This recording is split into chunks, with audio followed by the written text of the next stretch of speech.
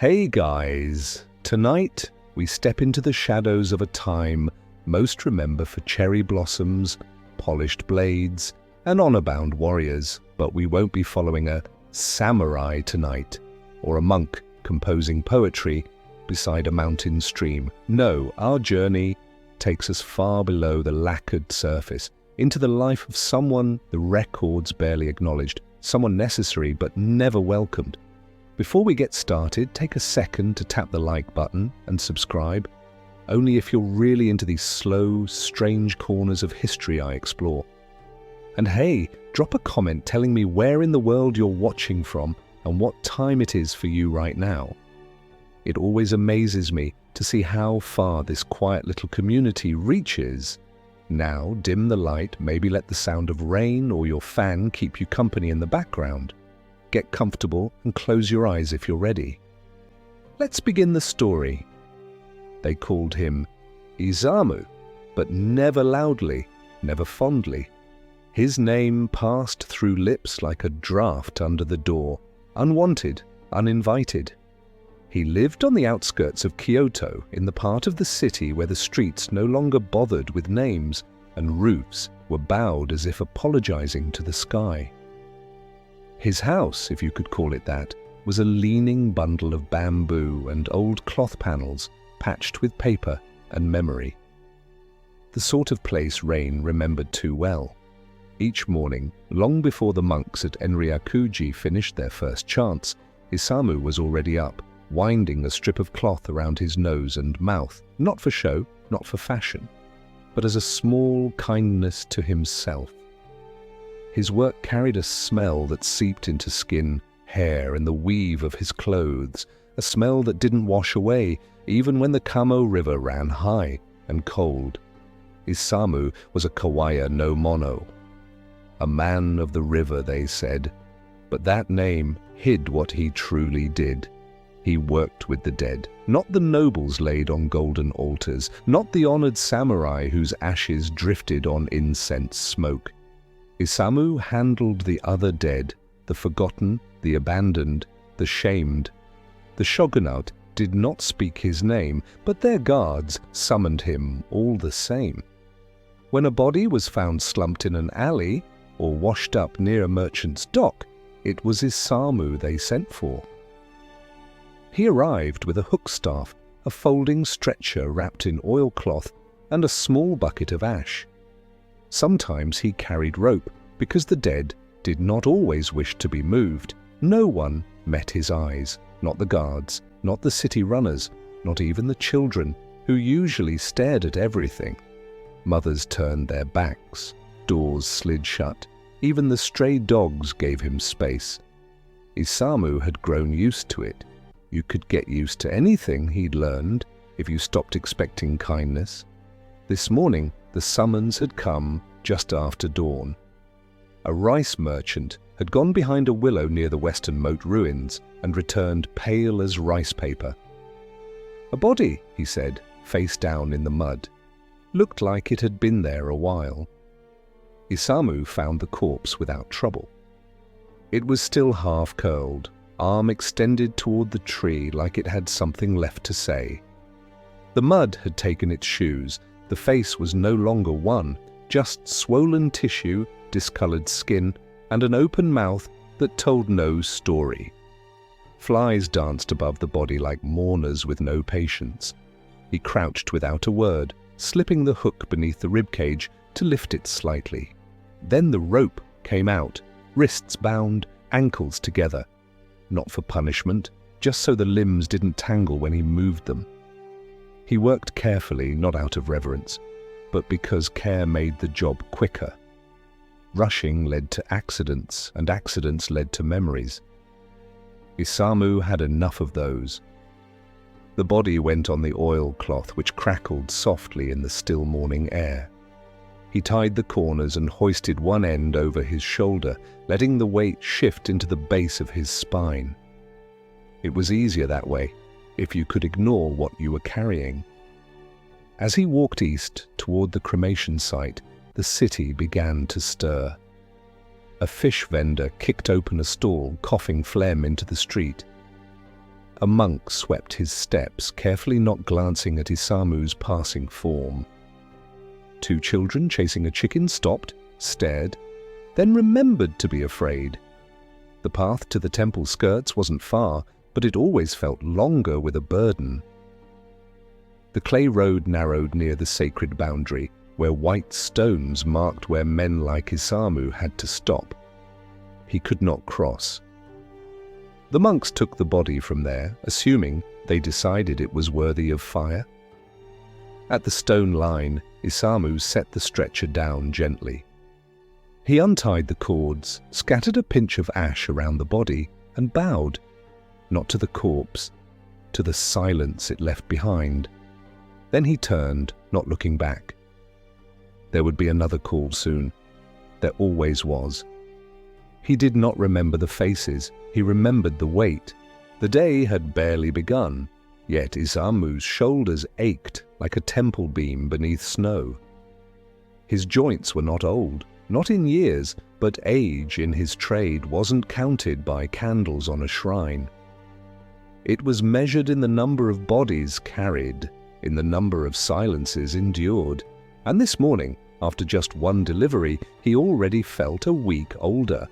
The stretcher now rode across his back, folded and damp, smelling faintly of old sweat, wet cloth, and the sour tang of decay. It was always damp. Even in summer, some trace of last night's work clung to it. His back had grown used to the weight, just as his hands had grown numb to the feel of cold flesh. He moved through the lanes slowly, not out of reverence, but because moving fast in his part of the city was an invitation to disaster. The alleys here were narrow and twisted like old tree roots, packed with low walls, leaking barrels, and corners that smelled of salt, soot, and boiled pickles. You could never tell what lay just around them. Better to move deliberately. The street widened slightly where a well stood, its stone lip dark with age. Two women in indigo work robes crouched nearby, scrubbing burdock roots with wooden brushes. One looked up as he passed, then just as quickly looked down. The other made a soft clucking sound with her tongue and muttered a phrase Isamu could no longer hear clearly. Something about impurity, probably. He didn't slow, he didn't react. He simply kept walking, sandals brushing dust in soft rhythm. People didn't speak to him unless they had to, not because he was cruel, not because he was strange, but because the laws said he was beneath them. The Tokugawa edicts were clear. Some people bore the weight of society's filth, and that weight was not metaphorical. It clung to his clothes, to his breath, to his name. His caste was not officially written on his birth scroll, but everyone knew. You didn't need ink for that kind of mark. The name for his kind was Eta, literally abundant filth. A name spat more than spoken, and rarely to his face. It wasn't a job you trained for, it was a condition you were born into, like a cold you never got over. Still there was work. That was the one kindness the city offered him. There was always death, and always someone who needed the dead to vanish quietly. As the sun climbed higher, and the mist began to burn off the tiled rooftops, a city runner appeared, a boy in a brown half-kimono and loose trousers, panting from sprinting across neighborhoods. He did not come too close, just pointed down a tight street near the old dyer's quarter, bowed without meeting Isamu's gaze, and turned back the way he came. The gesture was enough. Another body, second one today. He turned toward the indicated alley. The path grew darker as he entered, the air thick with smoke and vinegar from nearby dye vats. The buildings leaned together here, like conspirators, roofs nearly touching above. A stray cat hissed and darted away beneath a stack of fish crates as Isamu passed. He found the body behind 3 sake barrels that had tipped onto their sides, one cracked, slowly leaking. The man was young, maybe 30, limbs stiff, his tunic soaked in something dark that glistened like lacquer in the shadows. There was a gash across the neck, precise, clean, deep. Not from a fall, not from illness. This had been done deliberately. Isamu crouched, eyes scanning the area. No footprints, no blood trail, just the body, discarded like an offering to the gutter gods. There were risks in moving such a corpse. If the city patrol hadn't seen it yet, someone might blame him for disturbing the scene. But that was the cruel circle of his work. Delay, and you were lazy. Hurry, and you were suspicious. He'd long ago chosen swiftness over second-guessing. No time to bind the limbs. The rigor would hold. He slid the oilcloth beneath the man's frame, lifted carefully, then bundled the stretcher over one shoulder again. The dead weight was heavier than the last. This one hadn't starved. He had worked with his arms. A porter, maybe. Someone whose life had been just as heavy. As Isamu exited the alley, he felt the hairs rise on the back of his neck. A door creaked open, then quickly shut. A whispered name, someone spitting into the dirt. Protection, always the rituals of fear. He said nothing. He never did. By the time he reached the cremation site near the outer temple grounds, the sun stood high above the tiled ridgelines. Smoke curled from the sacred ovens, trailing across the tops of the pine trees. Two monks in grey robes emerged from the temple wall gate, their heads shaven smooth, faces unreadable. They did not bow, they did not speak, but they took the body, and that was enough. Isamu left the stretcher behind, turned toward the riverbank path, and began walking again, without purpose, for now. His work would return. It always did. The Kamo River ran broad and fast this time of year, its surface broken by tiny eddies around stone outcroppings. He crouched by the edge where the current was slowest and plunged his hands into the cold water. His fingers turned pale as they scrubbed at the grit beneath his nails, the smears of dried matter on his palms. The cold bit deep, but he welcomed it. It reminded him he was still flesh. He stayed there a long time, watching the water run. Once, when he was younger, his mother had brought him here to wash away the shame of a neighbor's insult. She had poured a dipper of water over his head and whispered a prayer he had never learned. Now the only sound was the river's voice, smooth and endless. He leaned forward, trying to see his reflection, but all he saw were ripples, no face, no eyes, just shifting shapes, like smoke underwater. He pulled back slowly, wiping his hands on his robe. The fabric was coarse, patched in too many places to count, but it was clean for now. In the distance, a bell rang again. Not temple, not funeral. Lunch hour for those whose hands did not carry corpses. Isamu stood, stretched his shoulders until they popped softly, then returned to the alley's mouth to wait. He had no place to be. But sooner or later, someone would need him again. They always did. By early afternoon, the city had shifted into its slowest rhythm. The heat had risen, not sharply, but in that creeping way that makes sweat bloom beneath layers of coarse cloth. The scent of hot stone and simmering fish filled the lower alleys. Fires crackled behind thin paper walls, and somewhere nearby, a shamisen strummed a lazy tune, likely a merchant's daughter playing through repetition rather than passion. Isamu sat alone beneath the overhang of an old shop stall that hadn't sold anything in years. Its wooden frame was cracked, bowed with age, and the faded sign above the eaves had lost half its characters.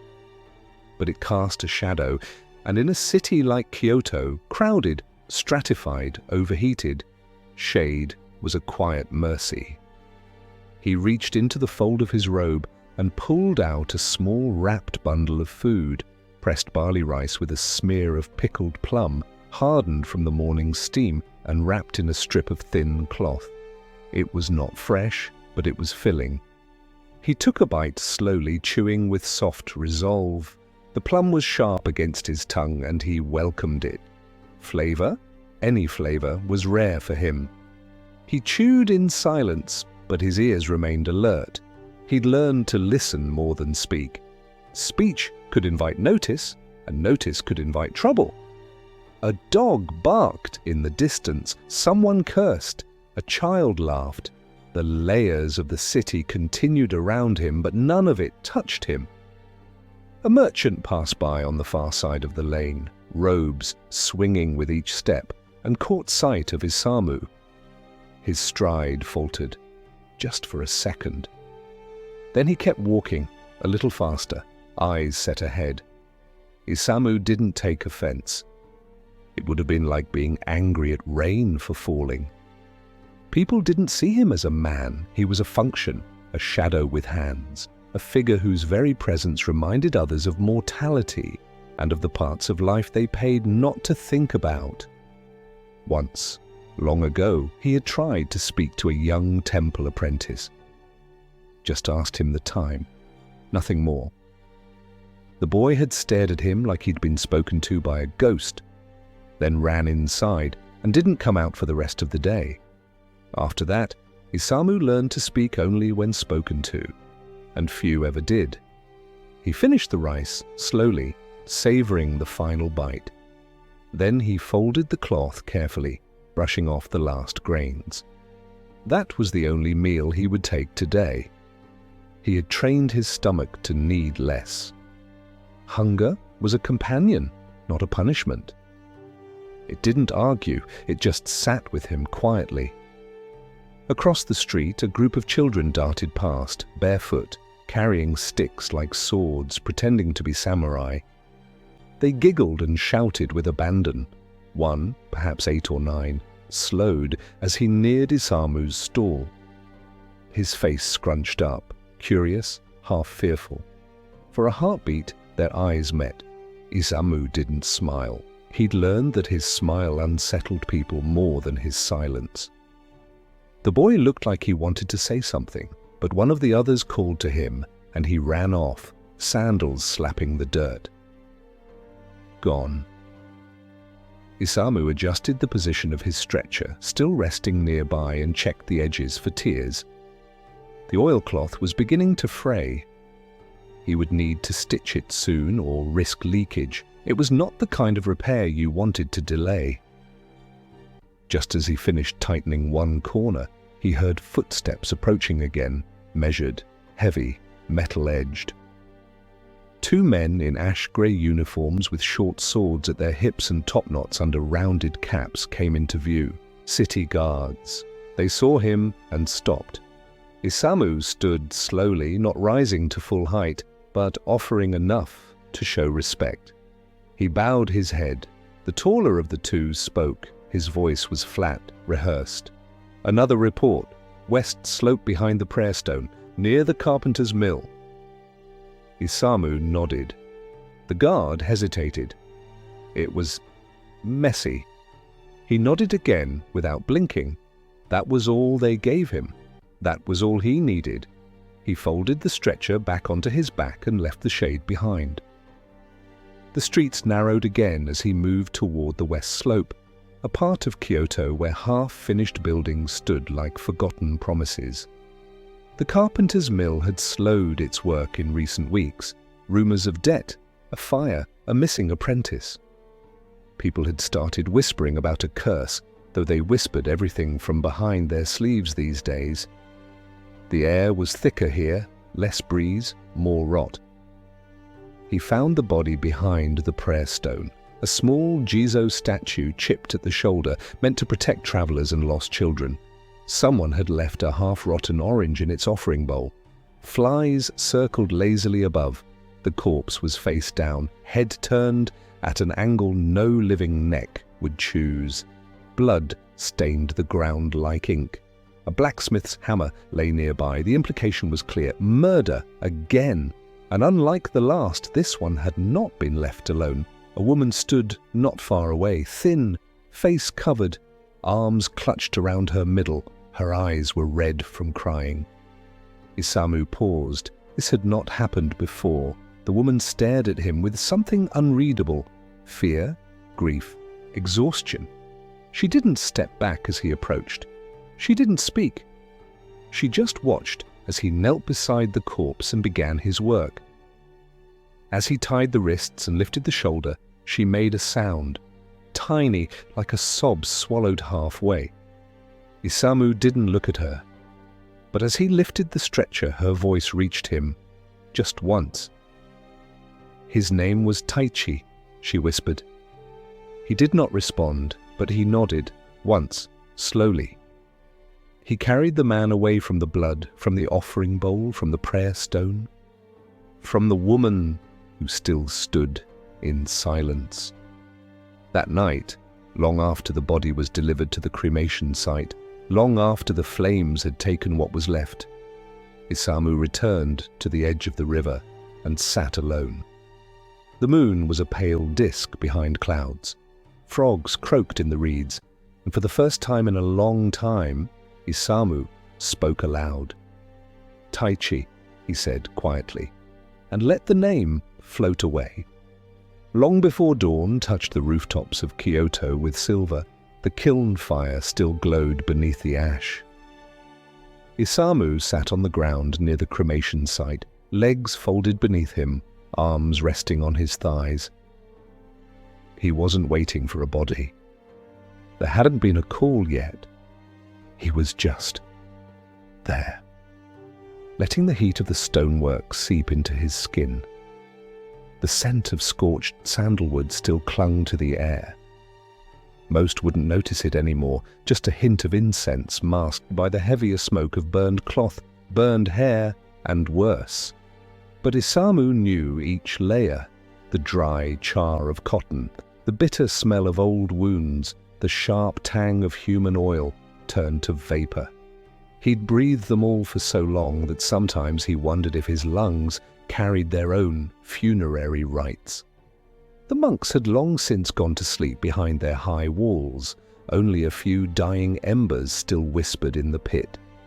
A crow cried once from a nearby tree, then was silent. Isamu was not one to dwell on philosophy, not in the way educated men did. He had no scriptures, no lectures, but he had questions. And this place, with its ash-covered stones and quiet night wind, was one of the only places that let him ask them. What did it mean to carry so many dead? Not just physically, but inside him. Was he a vessel, like a ladle dipped into darkness? Was he supposed to forget each name, each face, each final posture? Or had he already forgotten too much? He remembered the first one. He always did. He had been 13. His father had been sick, deep cough, black phlegm, eyes yellowed. There was no doctor willing to treat an ete, and so it had fallen to Isamu to take up the work his father couldn't finish. The guards came to the door, barked a location, and left, just like they always did. His mother said nothing, just handed him the hook pole, her hands shaking as she wrapped the rope around it. He walked through the city in borrowed sandals, tripping twice. The body had been left near a pig butcher's stall, face down in blood and slush. A thief, they said, caught and punished. Isamu didn't ask for details. He had dropped the hook the first time he tried to lift the man. His hands were too small. The weight was too real, but eventually he'd managed. He didn't cry until after.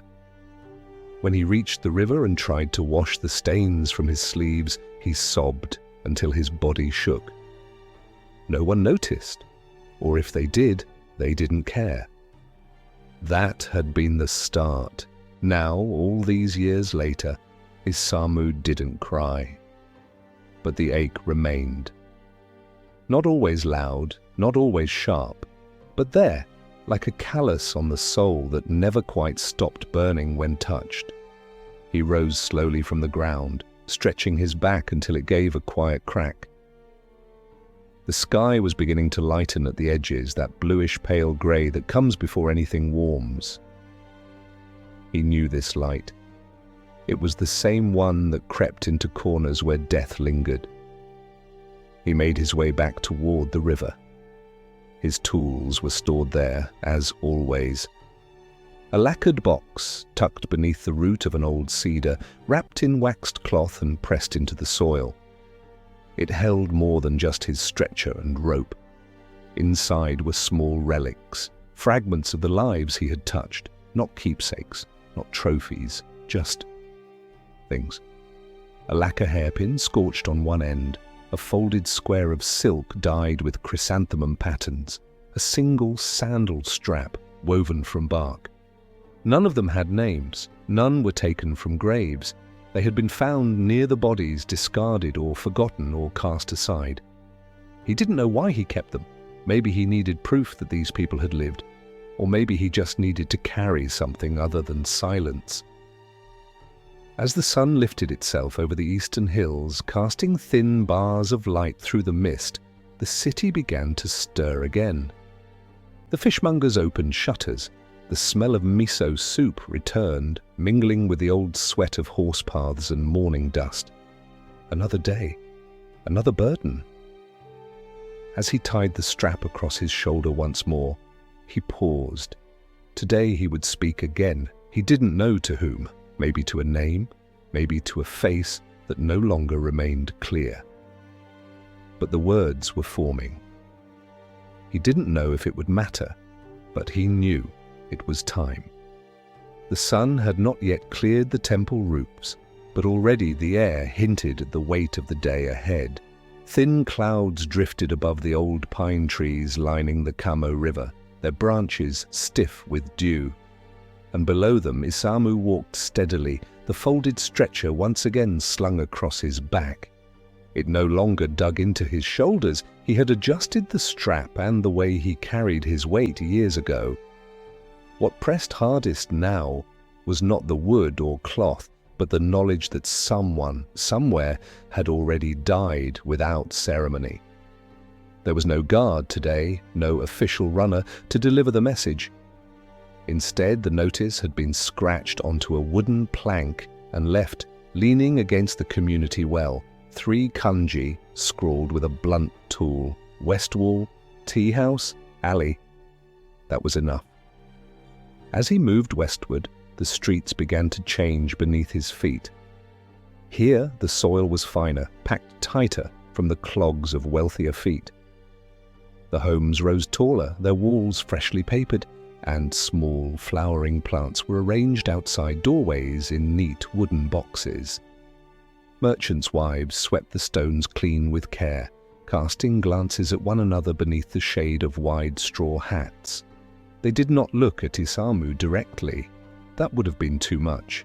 But their eyes brushed over him, then away, as if sight itself could transmit his station. He turned down a narrow lane between 2 closed shops, following the scent of spent tea leaves and damp wood. The alley behind the tea house was just wide enough for 2 people to pass without touching. At its end, nestled beneath a broken wooden screen, lay the body. She was young, her robes torn at the shoulder, one hand still curled against her chest. Her hair was pinned in a way that suggested service rather than status, a housemaid or perhaps an apprentice entertainer, though Isamu couldn't be certain. Her face had slackened in death, lips parted as if she had only just finished a question. Blood had soaked into the dusty ground beneath her spine. It wasn't fresh. He knelt beside her with slow, deliberate movements, not for show, but to preserve the ritual of his own actions. There was dignity in process, even when the result was always the same. He checked for valuables. None. Perhaps removed already, or never worn. One sandal was missing. He would not find it. He seldom did. As he bound the limbs with careful rope loops, his fingers grazed her wrist. The skin had already cooled, and flies buzzed in lazy patterns above her hairline. He placed her on the stretcher with practiced grace, as if laying down a child for sleep. The alley was silent, except for the sound of rope tightening and the faint whistle of wind funneled through the corridor. Emerging from the lane, he passed two men repairing a doorway, both of whom paused mid-swing of their hammers. One spat in the dirt beside the step, the other merely looked away and resumed work. Isamu said nothing. He rarely did. Back at the boundary stones near the cremation site, the temple gates remained shut. Morning rites were likely still in progress, the monks deep in their rhythm of chants and incense. He laid the stretcher at the prescribed spot, then scattered a small ring of ash around it, his own gesture, not from any official teaching, but one his father had performed before him.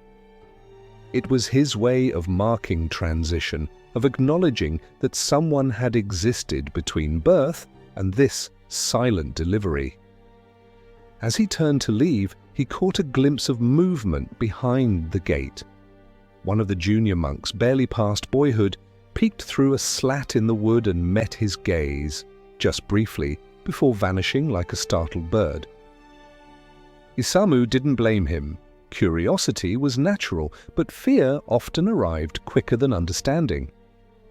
The day stretched on. Isamu did not return home. He walked through the market lanes, not to shop, but to pass time and distance. He watched from the edges how the fish were laid out in neat rows, their eyes still glassy, how vendors used dried gourd ladles to scoop barley from sacks into cloth bundles, how the elderly haggled in murmurs over radishes with split skins. This was the part of the city that buzzed, where life played out in the open, and it played without him. There was a spot he sometimes stopped at, a low bench beneath a persimmon tree near a stone well. The tree bore no fruit yet, but its leaves shimmered in the afternoon light. He sat, stretching his legs slightly, and let the hum of voices settle around him like distant water. No one came near, but a few children darted past, chasing a wooden hoop with a stick. One paused, turned to glance at him, then hurried away at his mother's sharp whisper. He remained still. It was not loneliness that weighed on him in moments like this. It was something quieter, a kind of stillness that went beyond solitude, a life lived in muffled spaces where even your breath seemed to disturb the world more than it should. He had not chosen this work. It had been waiting for him the way the river waits at the end of a path. But he had stayed in it, carried it, shaped his body and his heart around its edges. That perhaps was a kind of choice. As the sun began to sink behind the hills, casting Kyoto in golden haze, he stood again and made his way toward the riverside where his belongings remained hidden. He would wash his hands before going home, always before home. The water was cool now, running faster with the evening wind. He scrubbed without looking, fingers rough against palm, the ritual automatic. Nearby, a dragonfly skimmed the surface, its wings catching the light. He thought again of the girl, the tea-house body. Had someone missed her? Had someone noticed when she didn't arrive to boil rice or sweep the tatami floor? Or had her name already faded, reduced to a whisper behind a paper screen? He reached into his sleeve and drew out a small, square scrap of her robe he had kept before the cremation. A corner, just barely stained, but still patterned with tiny cranes embroidered in blue thread. He pressed it between his fingers. This would go into the box, with the others. His home awaited at the edge of the lower ward, silent, dark, and waiting as always. But he did not return immediately. Instead, he sat beside the riverbank once more, letting the fading light settle on his face. For a few minutes, he allowed himself to imagine her name. Something soft, something simple. Then he let it go. By the time Isamu reached the southern ward of the city, dusk had folded itself over Kyoto like a cotton shroud. The streets there curved away from the main arteries, bending towards smaller homes built into slopes and carved between gardens that had not been tended in months. These were the places the city rarely swept, where the lanterns flickered low and the shutters stayed shut even in daylight. He walked quietly, not because he feared waking anyone, but because quiet had become his nature. The weight of footsteps on earth, the rhythm of cloth brushing against his side, these were the only sounds that marked his presence. No voices called out, no children lingered to ask questions. If someone glimpsed him from behind a reed curtain, they said nothing, only pulled the fabric a little tighter across their view. The body had been reported near the old bell tower, now long unused, its bronze heart rusting in place. A shopkeeper had discovered it, an elderly man who'd gone to clear weeds behind his grain store, and found instead a curled shape beneath a pile of discarded cloth. The dead woman had been young, no more than 20, wearing robes suited to a low-level merchant's family. Not a beggar, not a worker, someone who had fallen into the cracks between expectation and reality. Her wrists were bruised, her jaw slack. No signs of blade or blood, just stillness, as if her breath had stepped away quietly and forgotten to return. Isamu had arrived as the shopkeeper stood a full 10 paces away, arms folded inside his sleeves, avoiding eye contact. The old man didn't speak as Isamu approached, only inclined his head slightly and then shuffled back through the door. This, too, was common.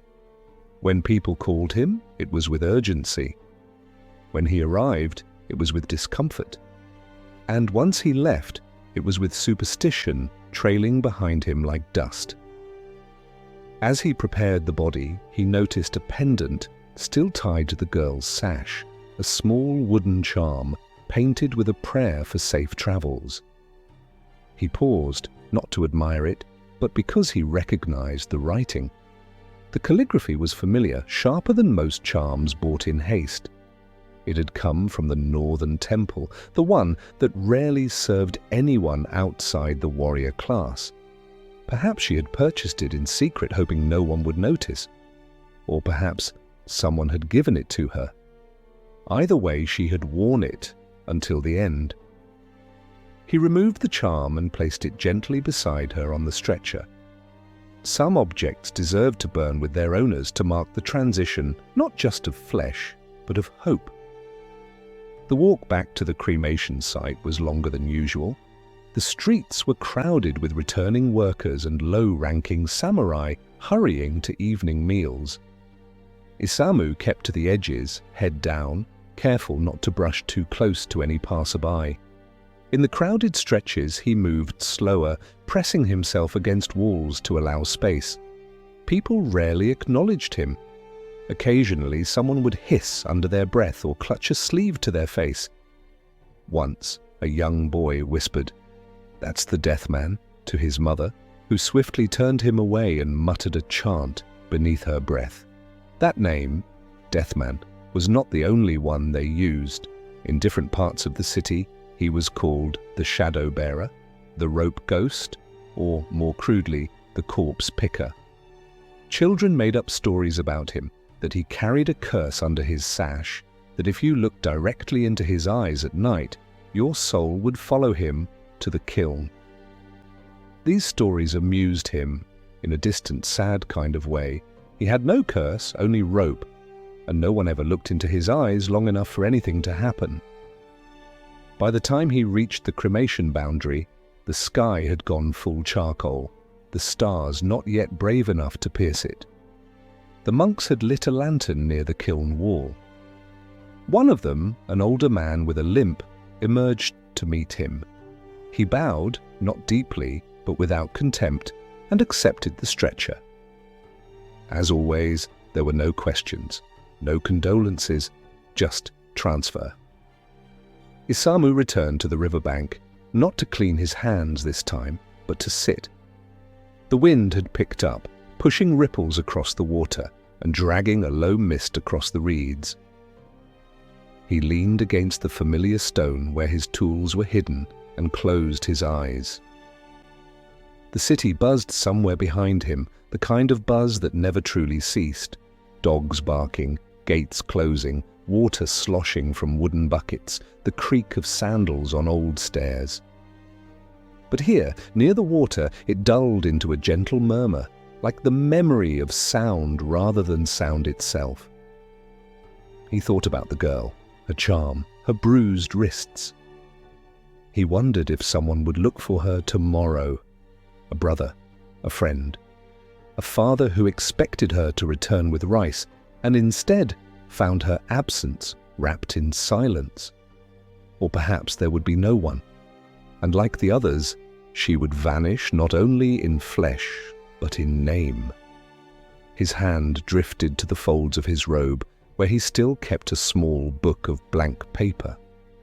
He had started the habit 2 years ago, after a monk, one of the few who dared speak to him, suggested it might help him remember, not the faces, those blurred too quickly, but the details, the things no one else would record. He opened the book, turned past pages already filled with lines. Man, 40s, rope burns on left ankle, teeth missing, or child, female, chrysanthemum sleeve, mud in hair. On the next empty page, he wrote, young woman, travel charm, wrists bruised, faint scent of rosewater. He closed the book gently and placed it back against his chest. The river kept flowing, and he remained beside it, quietly cataloguing lives that the city had already forgotten. Evening brought with it a restless hush, the kind that settled not out of peace, but out of things left unsaid. In the merchant quarters of Kyoto, lanterns had begun to flicker to life one by one, soft orange lights bobbing behind thin rice paper like muted stars. They glowed above wooden storefronts and beneath the eaves of homes, where laughter spilled out in fragments, warm, human noises from a world Isamu did not belong to. He walked through it like a shadow, mistaken for a man, his head low, his pace measured. The alleys were narrower here, polished smooth by the souls of many lives. Most nights he avoided this stretch, but the call had come from the central crossing near the perfumer's market, and when a death occurred in a place of scent and silk, the silence around it grew even sharper.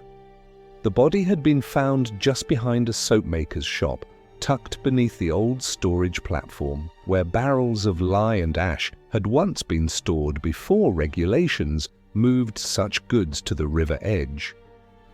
A young man, face bruised, clothing rumpled in a way that hinted at struggle, but not enough to suggest robbery. He had calloused fingers and a knotted scarf around his neck, likely a helper or assistant in one of the shops, someone who lifted things but remained invisible. His head lolled awkwardly to the side, the way heads only fall when the life inside them has fled. Isamu approached with the same careful routine he'd followed for years. First, he paused to read the air, not literally, but with the practiced instinct of someone who understood tension like other men understood weather. The shop nearby had already shuttered its doors.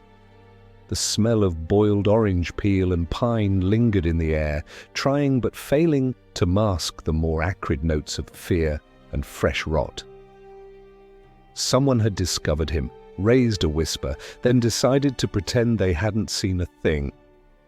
He knelt and checked the man's hands, scrapes fresh. There had been resistance. The scarf was still tied. He did not touch it. That would be for someone else to interpret, someone with authority. His task was only to remove the body to cleanse the path where death had brushed past the living. That was his work. That was what he was allowed to touch. He slipped the rope around the ankles, not out of necessity this time, but habit. The night was too warm for rigor, the limbs still pliant.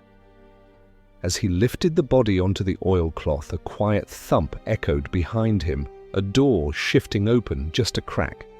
Isamu didn't look. He didn't need to. Someone had come to see if he had arrived, and once reassured, they would disappear again behind their warm light, their closed stories. He was not part of the narrative. He was the pause between chapters. The walk back to the cremation site was longer this time, not in distance, but in weight. He passed beneath lanterns strung across narrow paths, each one illuminating his path with soft pools of warmth he never quite stepped into. A cat darted across his feet, tail arched, then vanished into the night. In a tea house garden, two women laughed behind drawn blinds, their shadows dancing against the paper as they mimicked the voices of high-born wives. Somewhere far off, a flute played, its notes drifting above the rooftops like thin threads unraveling into the sky. No one spoke to him. No one stopped him, and yet everyone noticed. That was the paradox of his existence. Utterly seen and never acknowledged. A child whispered from a window. A man turned to face a wall until he passed. These gestures were learned, repeated through generations, rehearsed in households where death was a distant ritual rather than a daily companion. But for Isamu, the dead were never distant. They were close enough to rest against his shoulder. At the edge of the cremation stones, the kiln had been relit, its orange glow flickering with new life.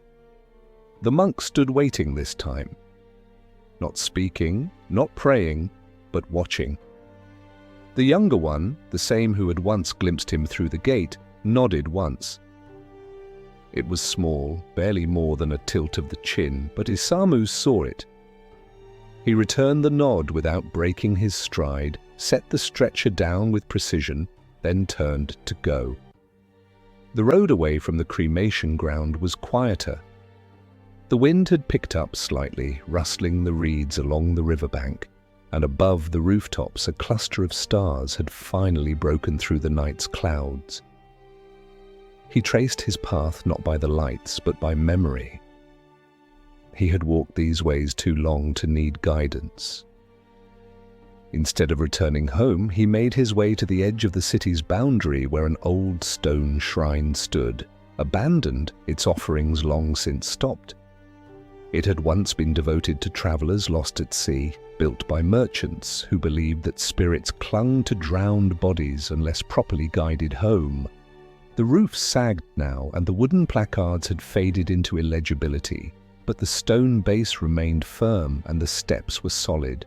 Isamu sat there and removed his sandals, letting his tired feet rest on the cold surface. He reached once again for his notebook, but did not write.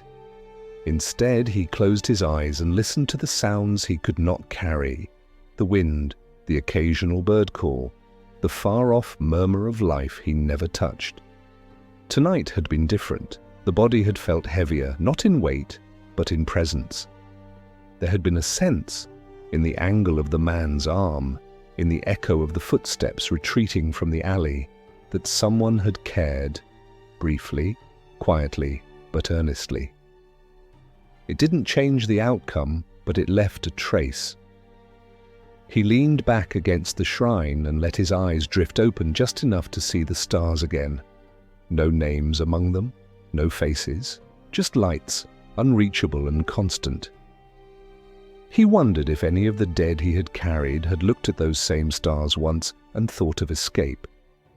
Then he stood slowly, brushing the dust from his robes, slipping his sandals back on. The night wasn't over, and there was always someone else, somewhere, waiting to be lifted from silence. Morning returned not with warmth, but with wind, the sharp kind that cut through layers and made even the shutters shudder in their frames. Isamu woke before the sun, as he always did, not because he desired it, but because habit had long since taken over the part of him that might once have resisted. His home was more structure than shelter, a narrow frame of bamboo lashed together with weathered rope, its roof sagging beneath the weight of old cloth tarps and bundled reeds. The floor was packed earth, swept clean every third day with a branch broom tied by his own hand. There was no fire inside, just a single pot resting beside an overturned crate he used as a stool. A small cup, chipped at the rim, sat where he'd left it last night, still smelling faintly of barley tea gone cold. He dressed slowly, layering his robe over a thinner undergarment patched at the sleeves. Each fold was tightened with the familiarity of someone who did not dress for fashion, but for friction and repetition.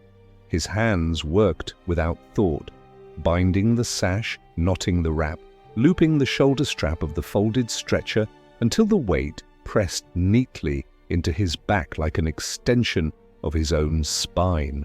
Before leaving, he unlatched the small tin box beneath the floorboard and withdrew a wax-wrapped parcel containing his tools.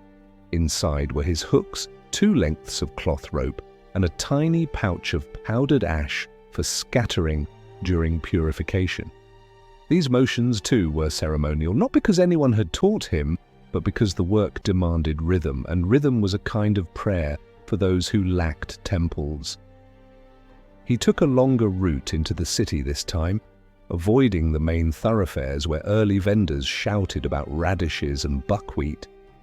Instead, he moved along the narrow footpaths that skirted the base of the eastern hills, where moss crept over stone walls and the birds stirred slowly beneath the branches of persimmon trees. He liked this path. It smelled of damp leaves and aged wood, and the sound of his footsteps was swallowed by the softness of the soil. No one came this way in the morning, and that was a blessing. By the time he reached the city's eastern border, the drumming had begun. It echoed from the Gion temple complex, slow, heavy beats meant to call the monks to their morning devotions. But to Isamu, it was not a call, it was a signal. The last time he'd been summoned to Gion, the body had been left inside a storage shed behind the outer prayer hall, forgotten by the temple assistants who were too frightened to move it.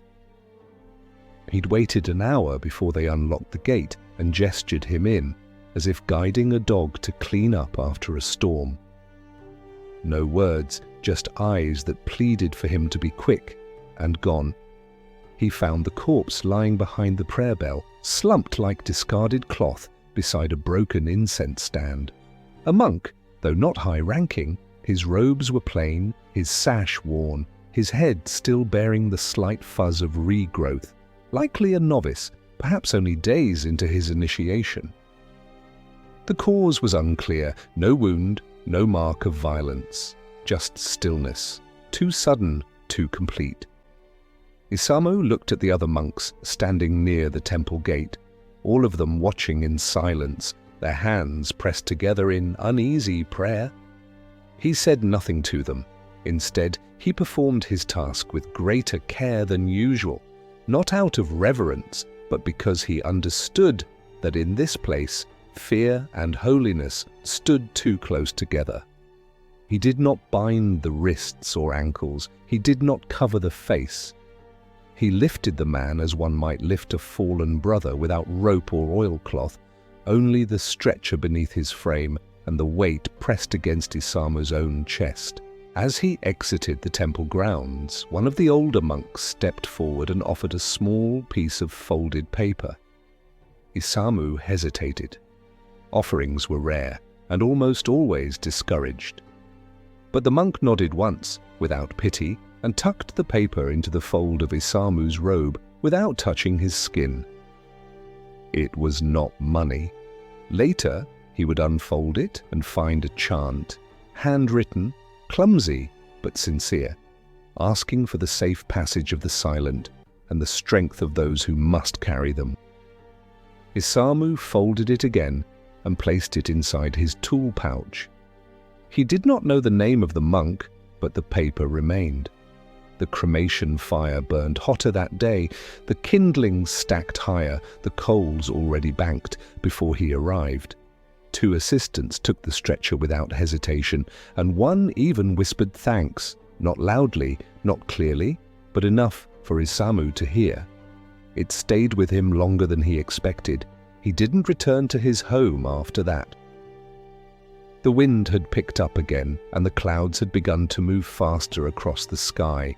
Instead, he wandered along the city's outer roads, stopping briefly to rest beside an old signpost carved with faded directions. His knees cracked as he crouched, but the ache was welcome. He preferred pain that explained itself. While sitting there, he saw something strange. A child, maybe 6 or 7, playing with a wooden top carved from scrap. The boy spun it with skill, laughing when it danced between his feet. Then he saw Isamu and froze.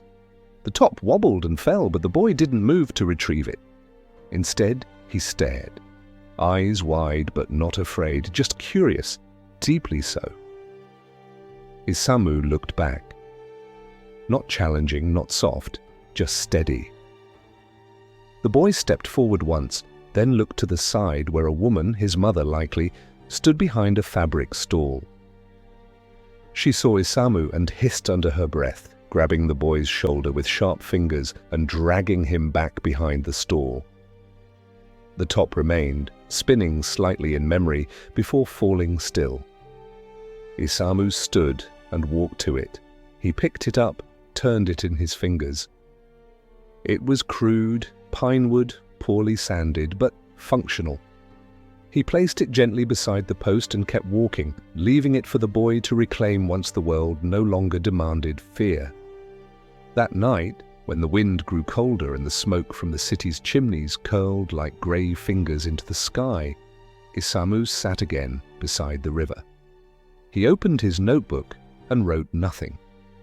Instead, he flipped back through the pages, reading the entries aloud in a whisper meant only for the reeds. Child girl, lost near fish market, ribbon in hair. Age unknown, one sandal, rope burn on neck. Young monk, peaceful expression, calligraphy, prayer. Each line was a life, and each whisper was a name the world no longer remembered. But he did. It was not the wind that woke him that morning, nor the sounds of vendors arranging crates, or the dull clang of temple bells echoing from distant rooftops. It was a memory, sharp and unwelcome, slipping through the cracks of his half-sleep like a blade drawn too early. He had dreamt of the lantern house, a place that no longer stood, burned to the ground nearly a decade ago, in a fire that took 12 lives and left nothing but charred beams and a single stone foundation. In the dream, he had walked through it whole, walls upright, tatami floors still soft, the air filled with the fragrance of plum vinegar and ink. And in the center of that silence, a girl had stood barefoot, holding a comb in one hand and a cup of water in the other, staring at him without fear. Her name had been Sayo, and once, long ago, she had laughed at something he said. Isamu stirred from his bedroll slowly, as if reluctant to leave the dream behind, though it had left him uneasy. He sat for a while in the stillness of his hut, staring at the way the early light broke unevenly through the fabric draped across his window slats. The warmth from the sun was thin, and the air inside still carried the chill of the earth. He boiled no tea, he ate nothing. Instead, he dressed and stepped outside, letting the quiet embrace him fully before beginning his walk toward the city. The river path was damp from a faint rain that must have passed in the early hours. The leaves glistened in the dappled light, and frogs croaked low from the mud along the banks.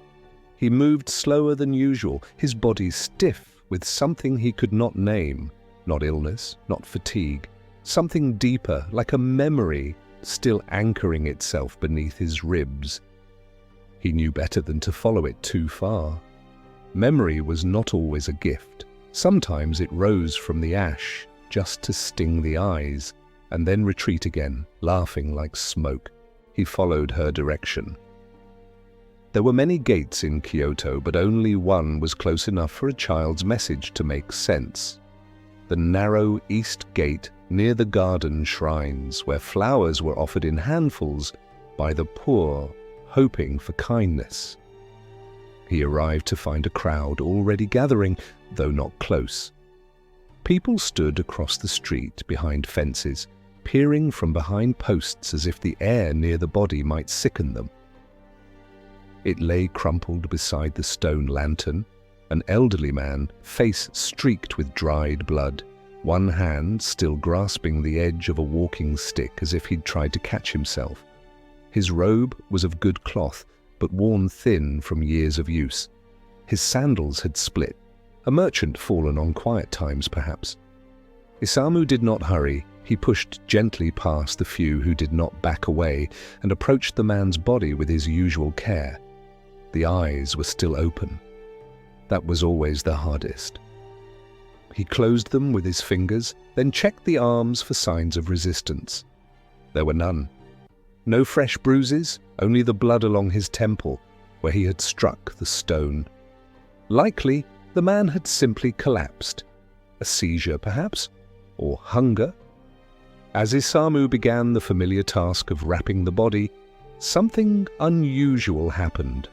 A woman, perhaps in her 50s, stepped forward from the edge of the onlookers and placed a small coin on the stone beside the corpse. Then another man, younger, approached and set down a flower.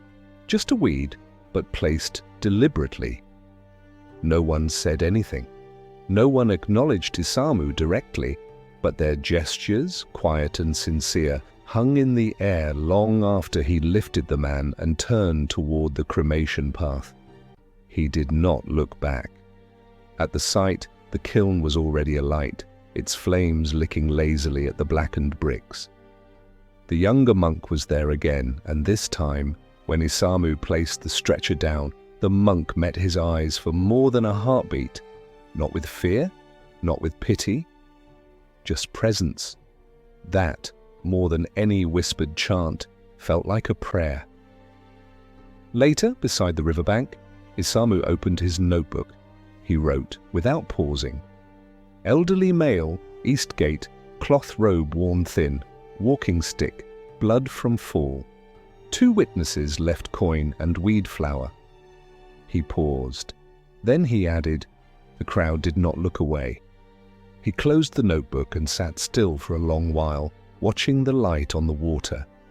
The dream of the lantern house still lingered at the edge of his thoughts, not gone, just quiet now.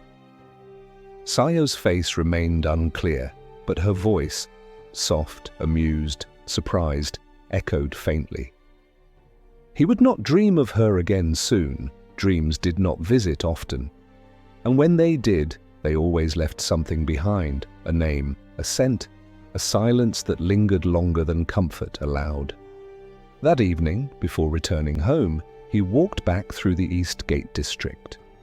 The stone lantern had been cleaned. Someone had wiped the blood away. The stick had been taken. Only the flower remained, pressed flat by time, but still bright in the fading light. He stood there for a moment, then nodded to no one and turned toward the path that led home. The days had begun to shorten, though it wasn't yet autumn. The sky took on that leaden hue in the late afternoon, the kind that softened outlines and stole color from even the most vibrant banners hanging above shop doors. The city still moved, still sold, still laughed behind closed walls, but there was a quiet change in the wind, a shift Isamu had learned to read. The air grew heavy when loss lingered in too many corners. Kyoto had suffered a season of disappearances lately. Whispers moved through the market lanes faster than any patrol. A washerwoman, gone from the riverbank. A woodcutter, who never returned, from the Eastern Grove. A child, last seen with a cloth doll near the stables. And though no one said it aloud, the way eyes fell on Isamu told him they believed he knew more than he ever claimed. But Isamu only carried the dead. He did not summon them. He had begun to walk a longer route these past nights, circling the boundary between the merchant district and the labourer quarters. It gave him no comfort, but it offered observation. He noted which lanterns were lit longer than usual, which alleys grew quieter, which homes showed signs of distress in the tiny details. An extra pair of sandals outside, a broom leaning at the wrong angle, a rice pot left to cool, untouched. He noticed these things not as a spy, but as someone who had grown used to looking where no one else dared. He had just passed the shuttered stall where silversmiths once worked, now hollow, filled only with broken crates, when he was stopped. Not by a guard, nor a city official, but by a man dressed in common robes, neither high-born nor low, his sleeves rolled and stained from dye work. The man did not stand in Isamu's path, but he spoke, and that was rare. "You're the one," he said. His voice was low, almost unsure. "You take them." Isamu paused but did not reply. His hands remained still at his sides, the stretcher wrapped behind his back like a folded question. The man stepped closer. "My brother. He went to the hill shrine 2 nights ago. He hasn't come back." Still, Isamu waited. These were not the kinds of things people said to him.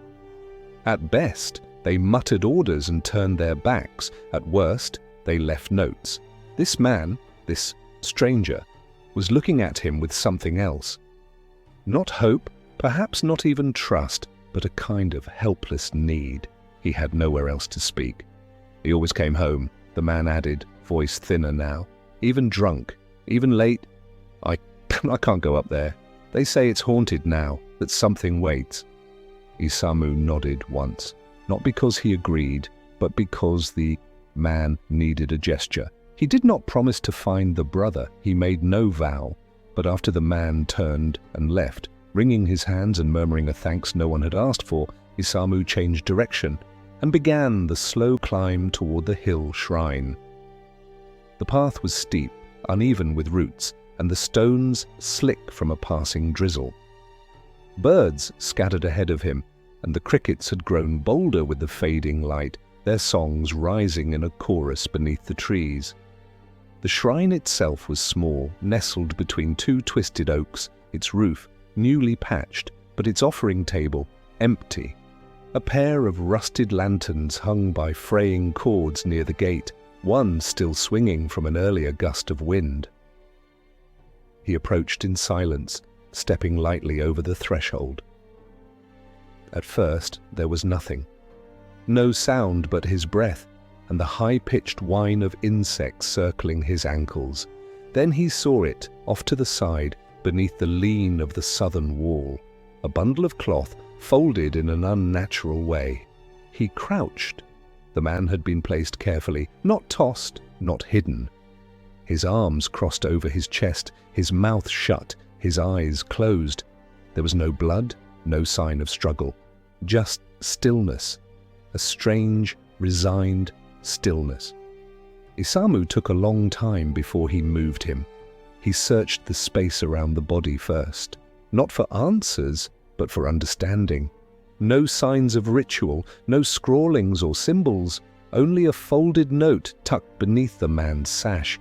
Isamu didn't read it. He wouldn't. That wasn't his place. He set it beside the body and began his work. The descent was slow. The stretcher creaked with the shift of weight and rope, and each step down the slope carried the quiet gravity of inevitability. By the time he reached the base of the hill, the sky had darkened to a blue so deep it bordered on black. Lights flickered in the homes below. Someone sang far off, a lullaby perhaps, or a drunk's ramble, but the sound faded quickly. At the cremation site, he delivered the man without comment. The monks accepted the body with their usual silence, but one of them, the same boy as before, now a little taller, watched Isamu with a strange softness in his expression. Not quite sorrow, not quite admiration, just attention. It made Isamu uncomfortable. He turned quickly after his duty was done and left without waiting for words. Back at the river, the wind picked up again. The notebook remained unopened tonight. He didn't feel like writing. He sat with the sound of the current and let the rhythm settle into his bones. He thought of the brother, the one who had spoken, the first to speak in weeks, the one who had waited, uncertain, beneath lanterns that had not been lit for him. He wondered if that man would come to the cremation gate tomorrow, if he would ask questions, if he would cry. Most didn't. But tonight, Isamu hoped he would, because silence, he had learned, was the heaviest burden of all. The storm came without warning, not the kind that shouted its arrival with thunder or swept the rooftops in fury. No, this one crept in quietly, veiling the city in a thin grey curtain that blurred the edges of the world. By mid-morning, Kyoto was soaked. Water ran in lazy rivers along stone paths, filled the grooves between roof tiles, and dripped from the lantern cords like tears, too old to sting. The streets emptied in response. Vendors retreated behind their awnings, monks remained cloistered, and even the cats, usually bold in the alleys, disappeared beneath steps and doors. But Isamu walked as he always did, cloak drawn over his shoulders, the oilcloth of his stretcher rolled tight beneath his sash, water tracing paths down his face that no one noticed. The rain had a way of quieting the city's voice. There were no calls from merchants, no haggling in the lanes. The sound of sandals on wood vanished, and in its place came only the steady tap of water, on roofs, on stone, on flesh. For most, it was a nuisance. For Isamu, it was a reprieve. On days like this, people didn't stare, they didn't spit or cross to the other side of the road. They looked down into their sleeves or at the puddles that mirrored their weary faces. On days like this, he was not the death man. He was simply wet. The summons came near midday, delivered not by a guard or a child, but by a folded cloth tied to the door of a public bathhouse. Isamu had passed by it twice before noticing. The fabric bore a single kanji drawn in hurried ink. Inside, no name, no explanation, just the word left for someone who would understand. He paused beneath the eaves, letting the rain drip from his sleeves, then pushed the door aside and stepped into the steam. The bathhouse had emptied quickly. Only one attendant remained, a boy of perhaps 16, sitting stiffly on a stool, with his knees pressed together and his eyes wide. He didn't rise or speak when Isamu entered, just pointed toward the far wall, past the rows of wooden buckets and the damp trail of footprints that led nowhere. The body lay behind the partition, half submerged in the now cold bath, robes billowing like kelp in a tide. A woman, mid-30s perhaps, face calm in death, hands folded beneath her chest as if she had slipped into the water and simply never surfaced. Isamu stepped forward, the boards beneath him slick, and knelt by the tub. Her skin had paled, but the warmth of the water had preserved her features. There were no signs of violence, no cuts or bruises. Her hair floated around her like a veil, each strand moving with the gentlest disturbance of his presence. He reached into the water, not hurriedly, but with the same reverence he would show any shrine, and slid his arms beneath her body. Her weight shifted against him, and the water let go with a reluctant sigh. He wrapped her in the oilcloth as the boy watched from the far side of the room, unmoving. When Isamu finished, he stood and gave a slight bow, not to the boy, but to the space she had left behind. Then, without words, he turned and carried her into the rain. The walk to the cremation site was longer under the storm. His sandals squelched with every step, and the stretcher grew heavier as water pooled in its seams. But he did not stop. He did not adjust the weight or look for cover. Some tasks, once begun, demanded completion without pause.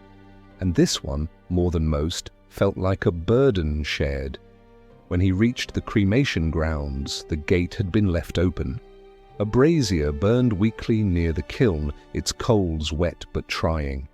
The younger monk was there again, hair soaked, robes clinging to his skin, but his face was calm. He did not flinch when Isamu approached. He did not hesitate as he accepted the stretcher, and when the woman's body was laid down beside the fire pit, the monk murmured something, not a chant, not a prayer, but something private, meant only for the rain to hear. Isamu bowed, deeper than usual, not to the monk, not to the body, but to the moment, as though acknowledging that today something had shifted. He left without looking back. By the river, the downpour softened, the reeds bowed under the weight of the water, and the current moved slower, its surface a canvas of tiny circles.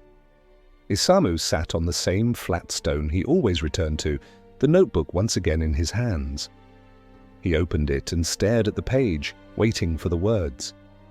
They came slowly. Woman, bathhouse, no signs of struggle, floating in silence. The boy did not cry. He paused, then wrote another line. She left the world clean. He stared at that line for a long time, then closed the book. It was almost dark when he returned home. The rain had thinned to a mist by then, and the streets glowed with reflected lantern light. As he stepped through the doorway of his hut, he noticed something strange. A bundle left just beside his mat. Small, wrapped in cloth.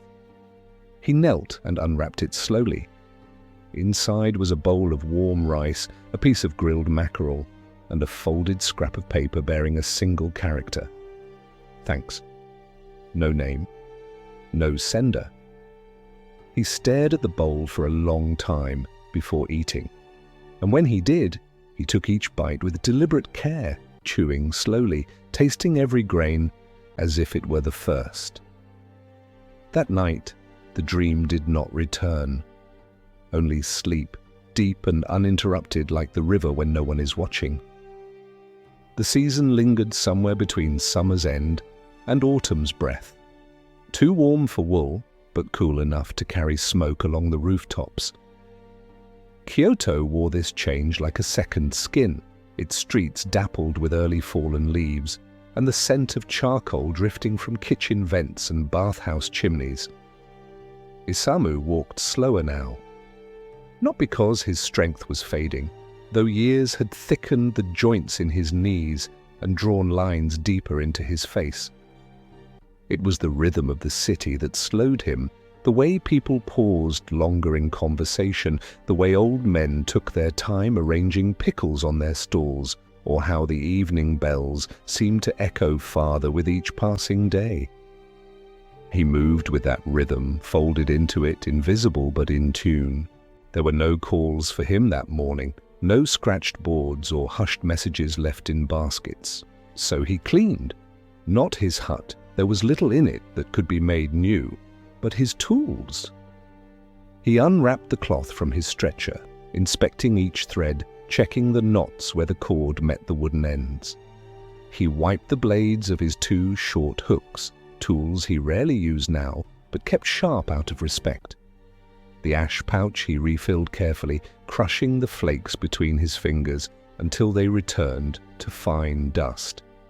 It was an old ritual, born not of necessity but of repetition, a form of remembrance for the things no one else saw.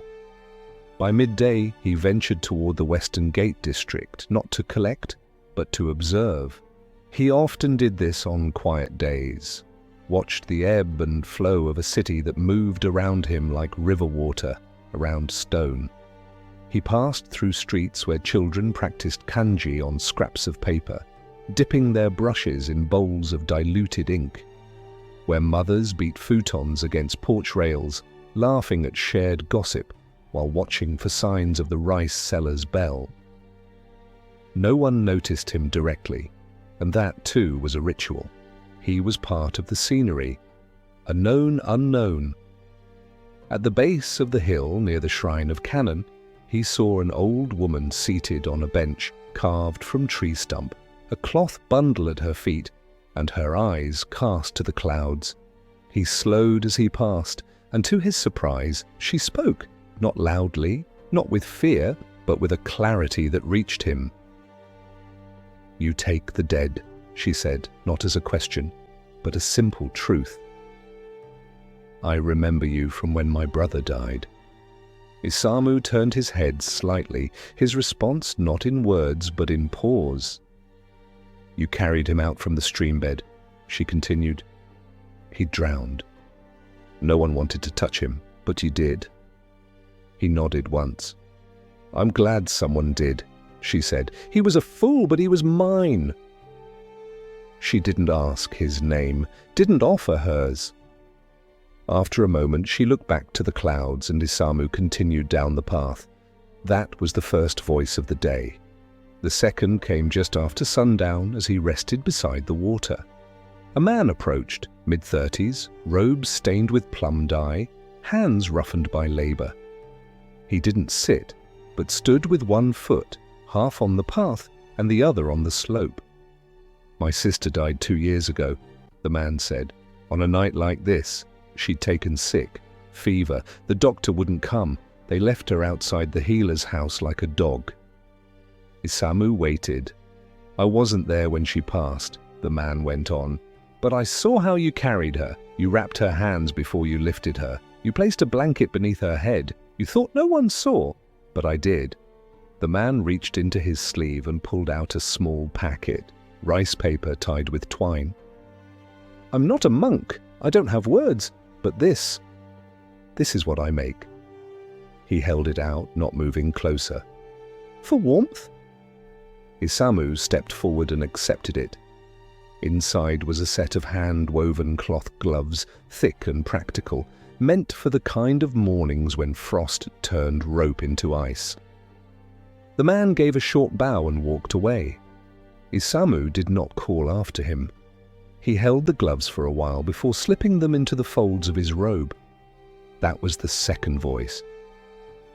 The third came late, when the sky had gone dark, and only the flicker of distant firelight remained to color the city's edge. A woman's voice this time, low and steady. She didn't step into view.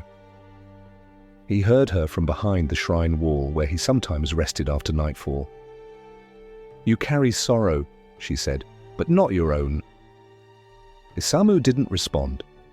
"You should let some of it go." He remained silent.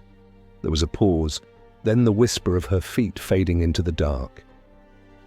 That was the third. He slept near the river that night, not because his hut was far, but because the sound of the current wrapped around him more kindly than any wall ever had. He did not light a fire. He did not dream. But in the quiet, he thought of those 3 voices, spoken not in fear, not in superstition, but in recognition.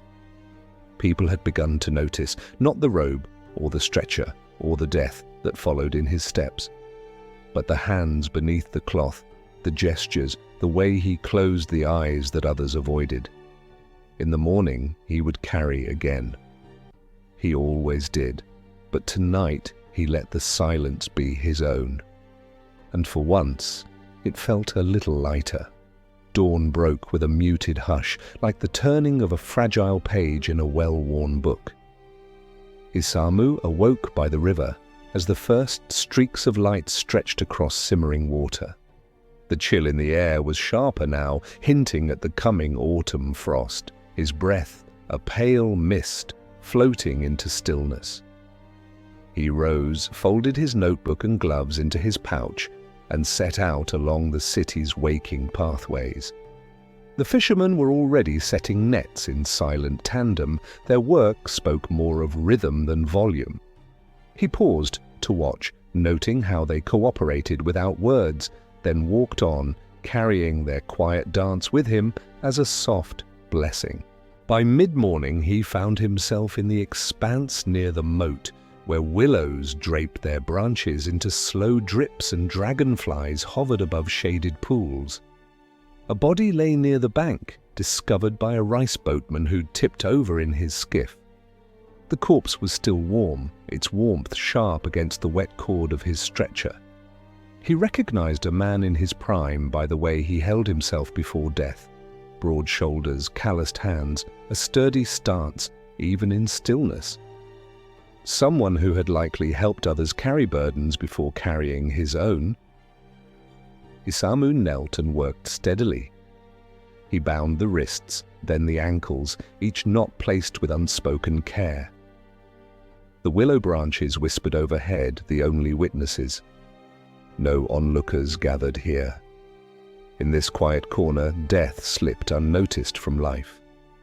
He lifted the man with practiced strength, steady as the current at his side, and walked the long way back to the cremation stones, following paths he'd walked countless times before. The absence of voices felt like a protection today, a reminder that in certain places death could pass without spectacle, without curse. The monks were ready, their lantern dimming in greeting. One of them placed a hand briefly on Isamu's shoulder, a finger pressing into the cloth with gentle pressure. No words, just connection. Isamu gave the smallest nod before turning to walk away as the flames began to crackle. He didn't return to the moat or the riverbank. Instead, his path led him down an old street lined with fallen persimmons, their skins broken and seeds scattered on the stones. He paused, stooped low, and picked one up. Its flesh was softened by the morning warmth. He held the fruit in his hands, letting its weight and scent anchor him to the moment. He thought of the rice boatman's family, if family there was, waiting for word that wouldn't come, gathering around meals without his absence being spoken aloud. He thought of the fisherman he'd watched hours ago, who would have known the man well without ever meeting him. He walked to a small shrine set beneath a persimmon tree, one with a grey wooden figure carved into its plinth, a guardian of travellers. There he left the fruit, balancing it gently before the statue. The offering was unannounced but earnest. A quiet prayer, perhaps, for a man whom no one else would remember. He resumed his walk toward the river, the notebook heavy in his pack. When he reached the familiar bench beneath another willow, a woman approached. She was older. Her hair streaked with strands of silver, her back bent slightly with age. "I've been watching," she said softly, not attempting to surprise him. "You bring them here, those who no one can or will. You do it without hurry or fuss, and you still carry your own."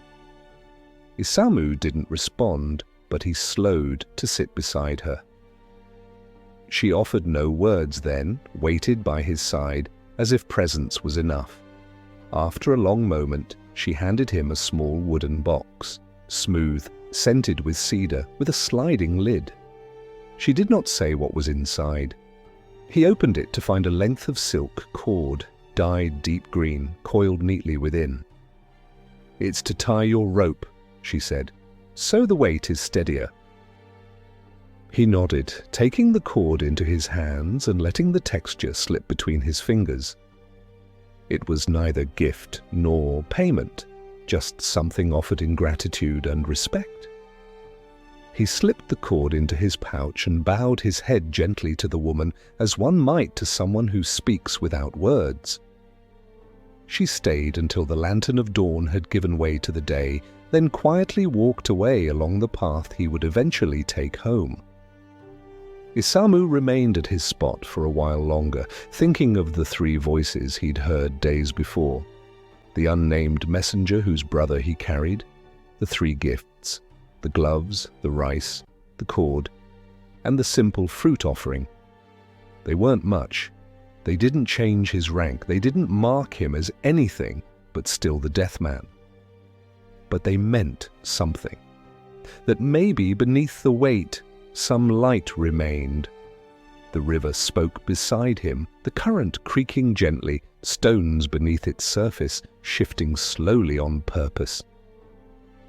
And in that purposeful rhythm, Isamu found a moment of peace. He stood eventually, pocketed the box, slung his stretcher onto his back, and walked home beneath the slowly drifting leaves. The days that followed unfolded like worn pages, quiet, predictable, but marked by subtle changes that only someone like Isamu could detect. The breeze through Kyoto's alleyways carried less dust and more dry leaves. The children, once barefoot and loud, now shuffled more cautiously in layered sandals.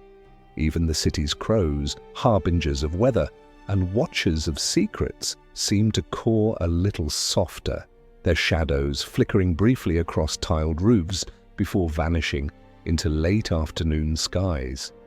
For most people, these were forgettable details unnoticed in the rhythm of work and sleep. But to Isamu, whose life was composed entirely of unnoticed details, they were signs of time folding forward. There had been no calls for 2 days. That, in itself, was rare. It didn't mean people weren't dying. It meant someone else had moved the bodies, or the dead had been kept hidden, as sometimes happened when fear outweighed ritual. The dead, like shame, were occasionally tucked into corners until someone found the courage to admit them. And so, in that lull, Isamu walked, not aimlessly, but slowly, through familiar routes he had mapped with his feet and memory. The labor district, where blacksmiths once hammered until midnight, now quieter since the curfew patrols had grown stricter. The monk's pathway strewn with brittle pine needles that crunched softly under his sandals. And the garden behind the abandoned theatre, where wind chimes still clinked, even though no plays had been performed in 3 seasons. At the edge of the theatre ruins, a girl sat on a broken stone step, drawing patterns in the dust with a willow switch. She wore a faded robe patched with care and had a birthmark like a comma beneath one eye. She looked up as Isamu approached, but did not flinch. Instead, she spoke plainly, as children sometimes do when no one's taught them fear. "My uncle says you're cursed," she said. Isamu stopped. "He says people die just because you walk past," she added, now tilting her head. "But I don't think that's true."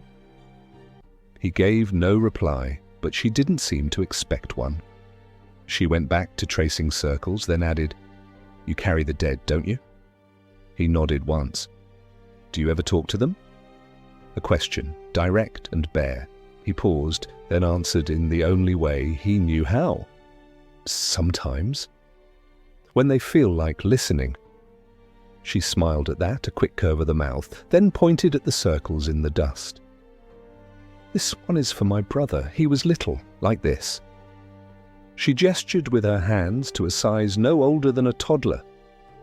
He got sick and didn't wake up. They wrapped him in white and put coins on his eyes, but I don't think he needed them. He was never scared of darkness. Isamu stepped closer and crouched, his knees groaning. He looked at the circle, then reached forward and smoothed the edges gently with 2 fingers. "Then let this be a lantern," he said softly. "Not a gate." The girl looked up. "What's the difference?" "A gate leads you somewhere. A lantern just shows you you're not alone." She seemed to think about that deeply, then nodded. He liked lanterns. Before Isamu could rise again, she reached into a cloth pouch and pulled out a stone.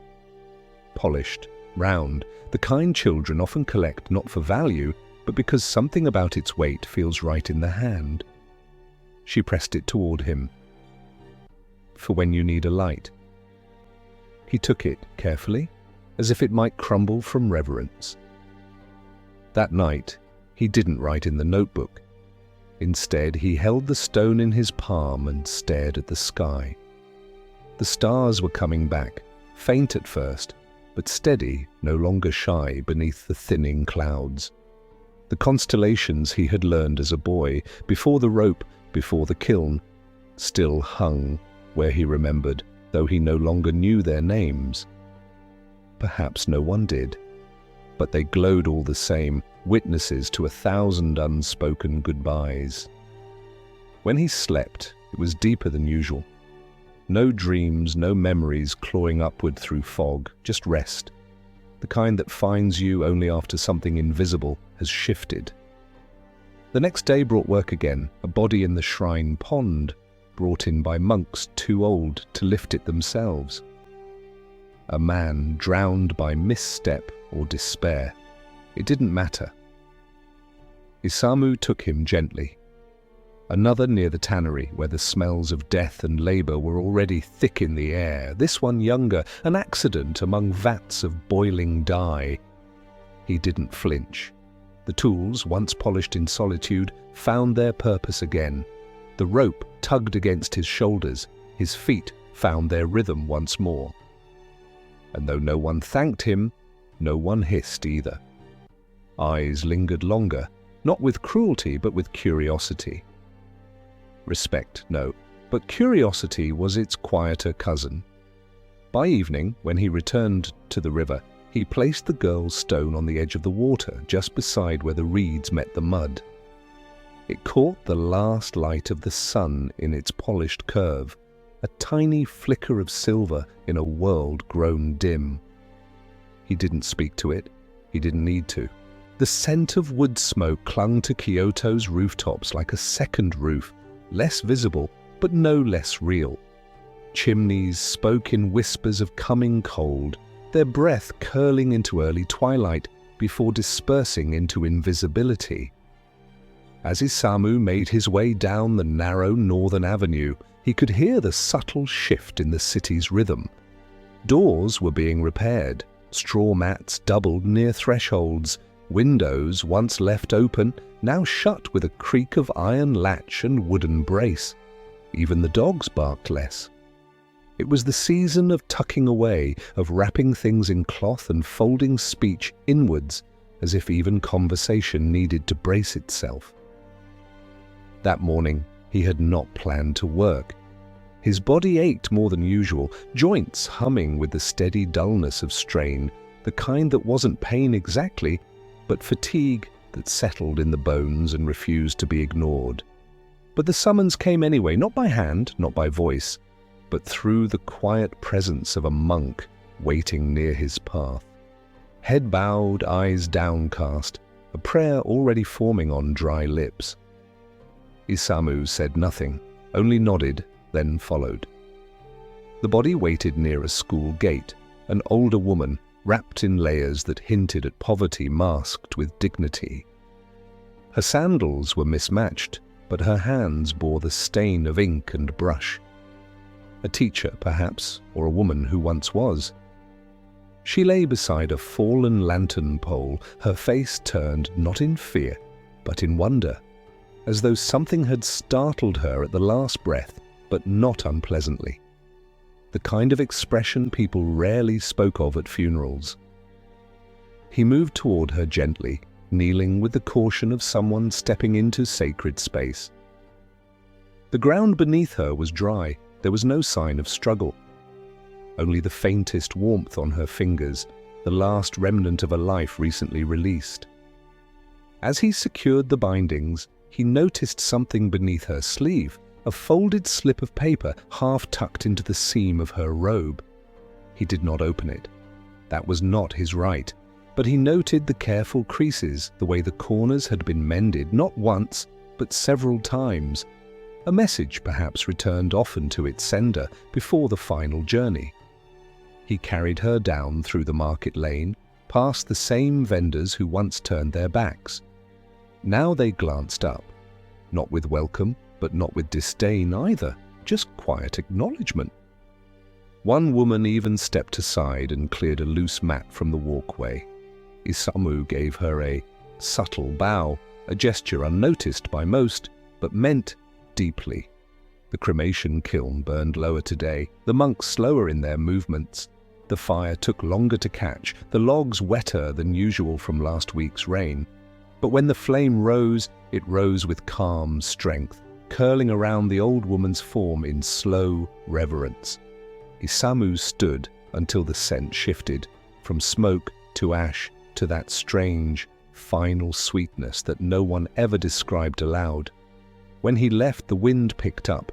It caught him by surprise, not for its chill, but for what it carried: a scattering of burnt leaves, a scrap of cloth torn from someone's sleeve, the distant sound of a bell that did not belong to any temple nearby. It stirred the dust from alley corners and lifted the edge of his robe as he crossed the canal bridge. And as he reached the middle of that span, he paused, turning slightly, as if the breeze had spoken his name. There was no one behind him. Still he lingered, watching how the current below pulled at floating reeds and pale feathers. There were ghosts in the wind, he thought, not the kind that moaned or haunted, but the gentler ones, the ones that brushed past your ear to remind you of a voice you had forgotten. He stepped down toward the lower bank and sat by the old tree root, the one polished by years of his presence. He reached into his satchel and pulled free the notebook, opened to a blank page, and wrote, "Woman near school gate." Ink-stained hands. A paper folded too many times to be anything but love. Then beneath that, smaller, the wind stayed with her. He closed the book and leaned back, letting the late light kiss his eyelids. A passing group of boys ran by, chasing each other with dried branches, their laughter skipping across the water like pebbles. One slowed when he saw Isamu, but didn't stop, only nodded with a mix of recognition and wonder, then rejoined his friends with a cry of victory. It was nearly dusk when Isamu returned home. He lit no lamp. The sky was already doing the work. He lay down without removing his robe, hands folded across his chest, and stared up at the ceiling beams through the gentle creak of his roof, giving in to the wind. And as he drifted toward sleep, he thought again of that woman's face, not fearful, not in pain, just surprised, as if something beautiful had greeted her in the end. And in that final breath of thought, Isamu smiled barely, not from joy, not from pride, but because for once he had not been alone in the silence. The city's mornings now wore a softer kind of light, neither bright nor dull, but quiet, like a breath held just long enough to still the heart. The sky above Kyoto had dulled to a pale silver, and the usual sounds, temple gongs, rice seller cries, crows on their appointed rounds, seemed to echo longer in the thinning air. Isamu woke slowly, not from fatigue, but from the lingering presence of a dream too fragile to remember. He had felt in the dream a hand on his shoulder, warm, unmistakable, and a voice saying something without words. He carried that sensation into his waking, letting it press against his bones like a familiar blanket. There were no messages waiting by his door that morning, no cords tied with folded notes. Still he rose and prepared. His movements were methodical, each fold of his robe done in silence, the stretcher checked, the ropes examined, the gloves, now softened from use, drawn tight around his hands. The green silk cord he had received days ago was tied around the base of the stretcher's loop, a quiet anchor for the weight he carried. He left just after sunrise and took the eastward path, through the sloped alleys where the air was thicker with wood smoke and the quiet hum of household chores. He passed a grandmother sweeping leaves into neat piles with a broom made from bundled rice straw. She nodded without stopping, and Isamu returned the gesture, his presence now met with the same kind of natural pause one gives to the first frost, or the sight of cranes crossing overhead. Respected, but not interrupted. He reached the small district known for its calligraphy stalls and shrine carvers, just as the merchants were rolling back their canvas awnings.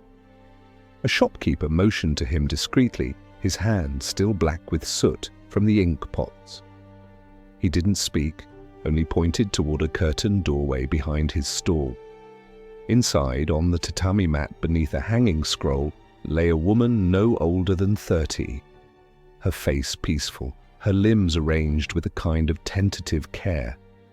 Her hands were clasped at her waist, holding a brush that had dried with one final stroke of ink, still clinging to its bristles. She had not fallen suddenly. This, Isamu understood at once, had been planned. He took his time. Before lifting her, he paused to adjust the folds of her robe, not out of necessity but out of respect for her artistry, her final moment, her control over her end. Her hair was tied back but loosely, as if she had done so only half-heartedly, too focused on the task she had just completed. He gently removed the brush from her fingers and laid it beside her on the oilcloth, not as a tool, as a token. As he emerged from the shop carrying her on the stretcher, the shopkeeper bowed. It was not a full bow, not the deep bend offered to elders or nobility, but one of equal parts reverence and apology.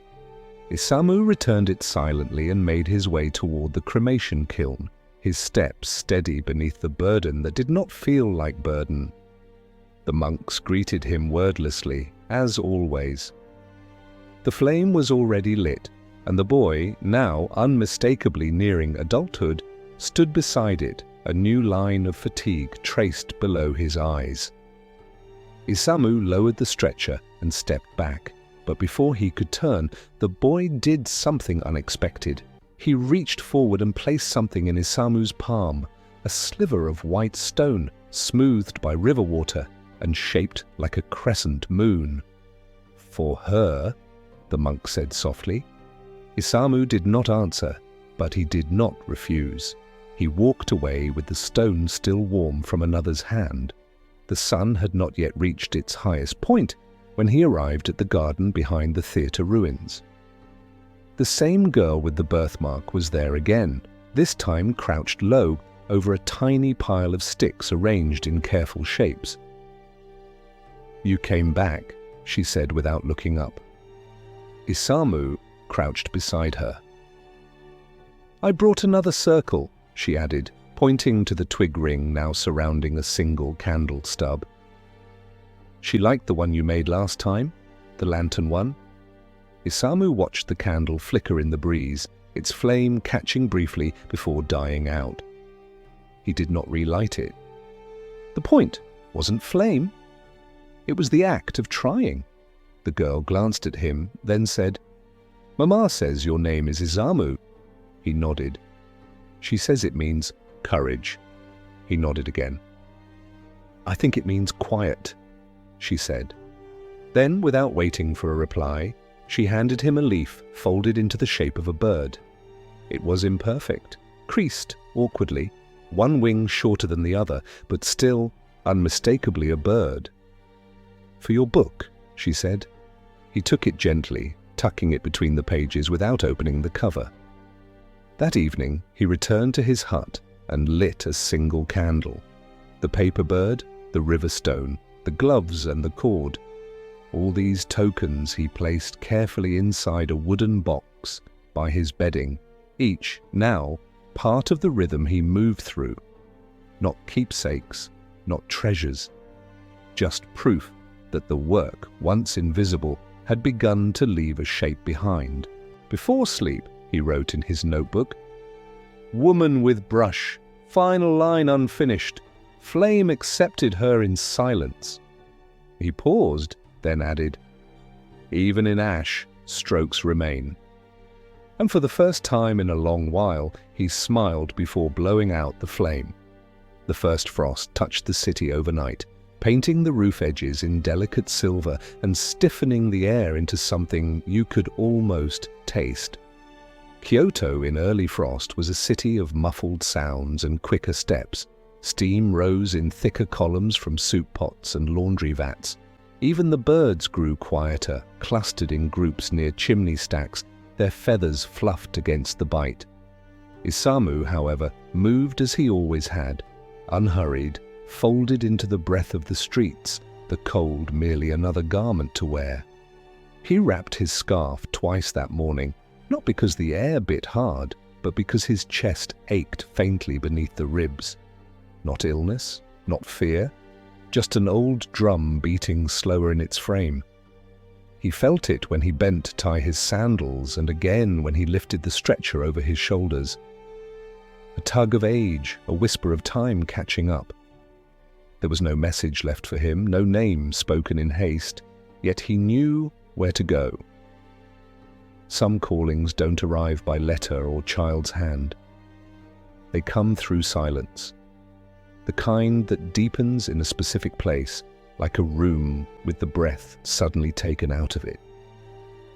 Today that silence led him to the potter's quarter near the southern hills where the clay was red and warm from beneath the earth.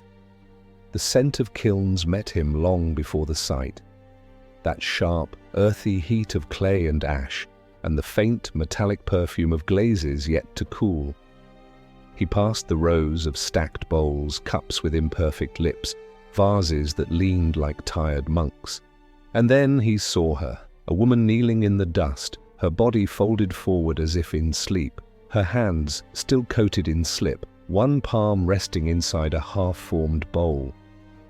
She was not young, her hair was streaked with soot and grey, her robe was unbelted but not undone, and her eyes, though closed now, had once seen the way fire shapes what hands begin. Around her were scattered figures, unfinished, some broken, others perfectly whole. Small effigies, it seemed, tiny guardians, and one, near her left foot, bore a face strikingly similar to her own. Isamu approached and took his time. The body was warm still, pliant with the gentleness of a life paused mid-creation. He did not untangle her fingers from the bowl. He took the bowl with her, a final gesture preserved. He placed her on the stretcher with care and wrapped her, not just in cloth, but in the acknowledgement of someone who knew what it meant to shape from dust and return to it. As he turned to leave, another potter stepped forward, not a boy, but a man of similar age, hands so stained by years of labor that even his nails bore the hue of iron-rich soil. She made those for her daughter, the man said, pointing to the figures. The little ones. She used to say they were better than prayers. Isamu nodded. The man gestured to the figure near her foot. Take that one with her. Isamu picked it up. It was crude, but strong. Its tiny eyes were shaped like brushstrokes. She always said the kiln doesn't forget, the man added.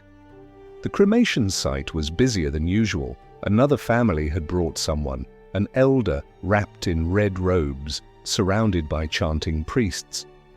Isamu stood back, waiting, watching. When his turn came, he placed the woman with the bowl gently into the arms of the flame. The small figure he tucked beside her chest, just beneath the wrap. No one stopped him. No one questioned.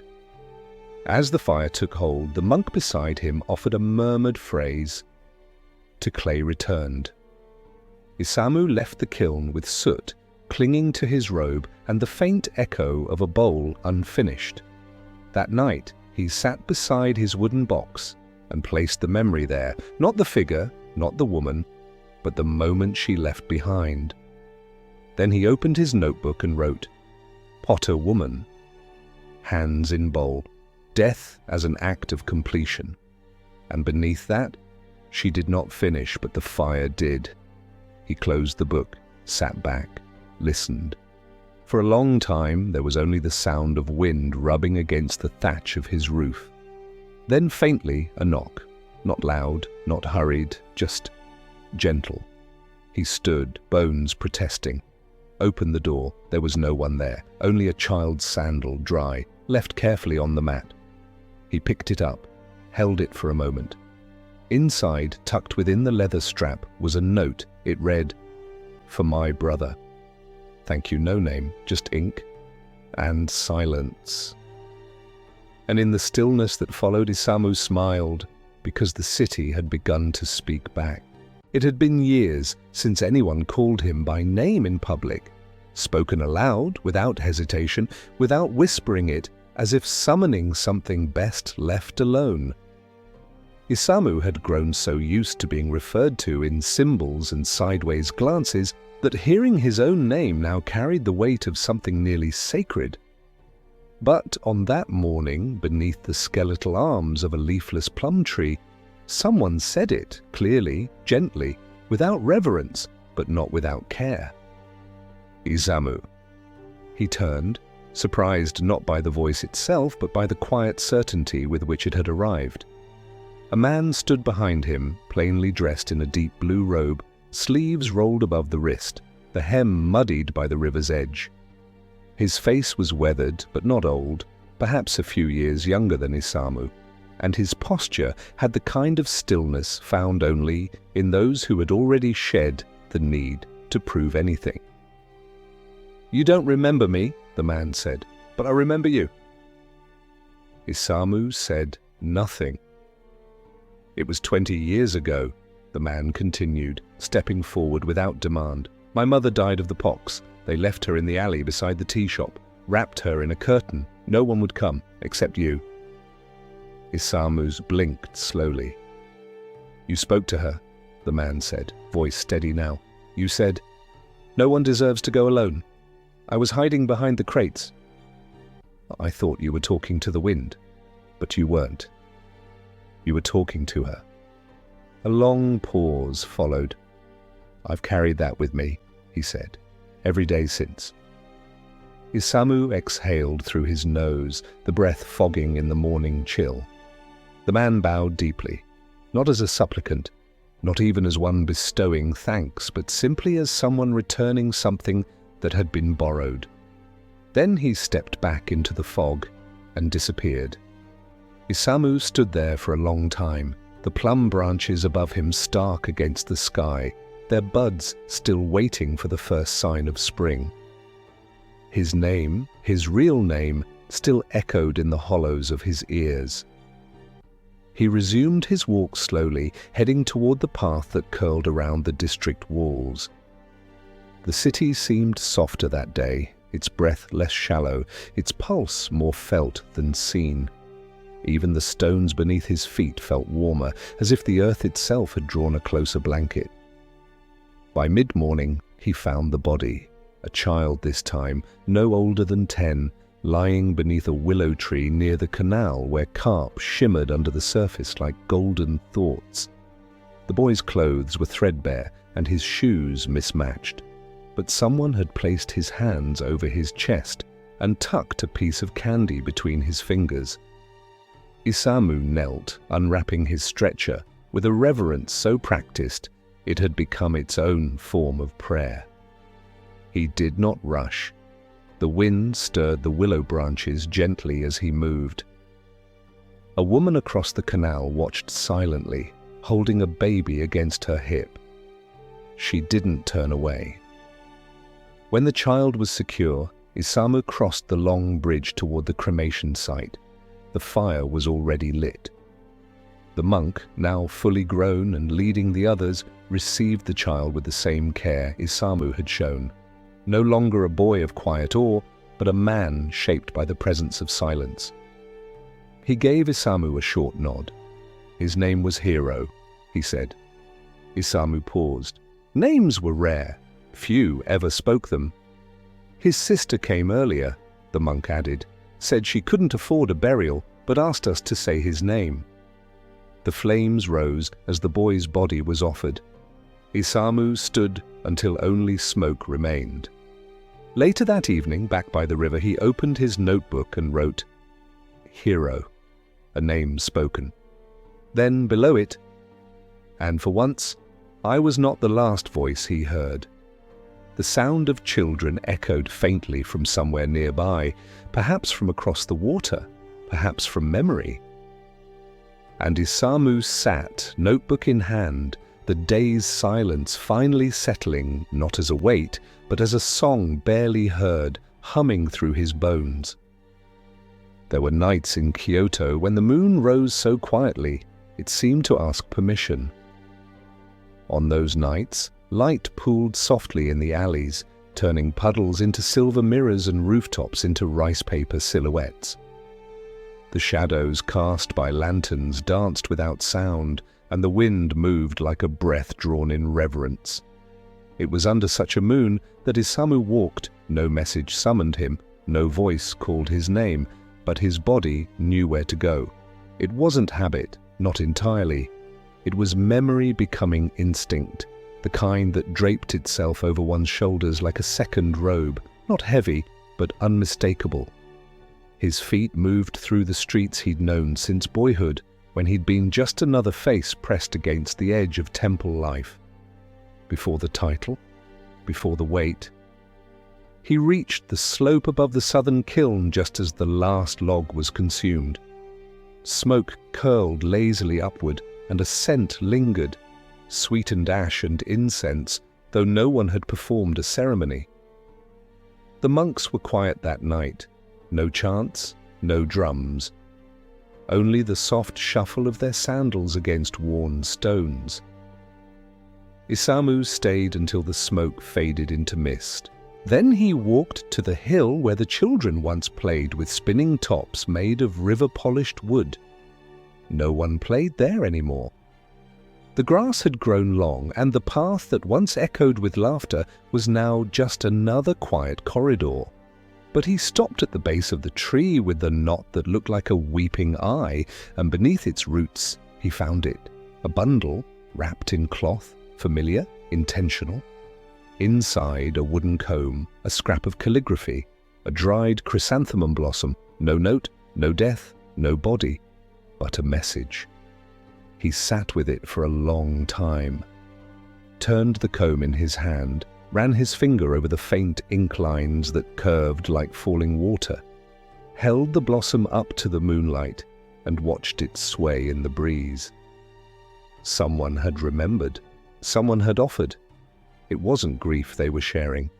It was recognition. He left the items by the tree, placed carefully beneath the arch of its roots, then rose and began to walk, not back toward the city, but along the edge of the outer road, where travelers moved only by necessity. There, near a broken fence post, sat a woman.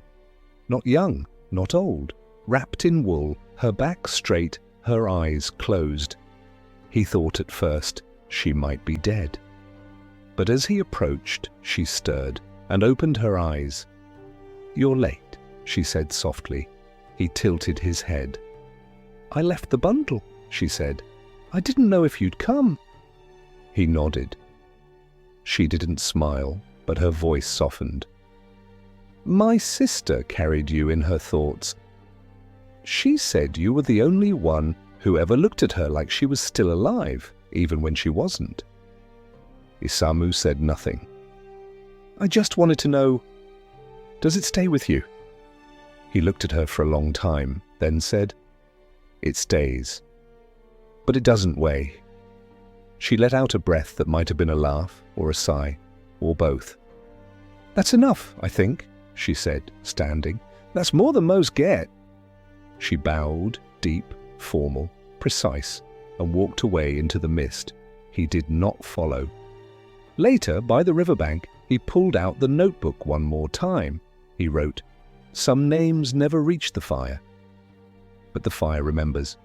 Then slowly, turned to the final page. It was blank. He closed it gently. The moon shone above, not demanding anything, just watching, just there.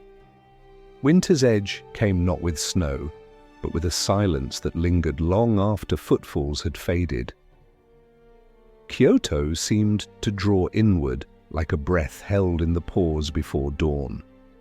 The river too moved slower, its banks stiffened with frost, its current carrying only the lightest of burdens, fallen leaves, stray feathers, the memory of footsteps washed away.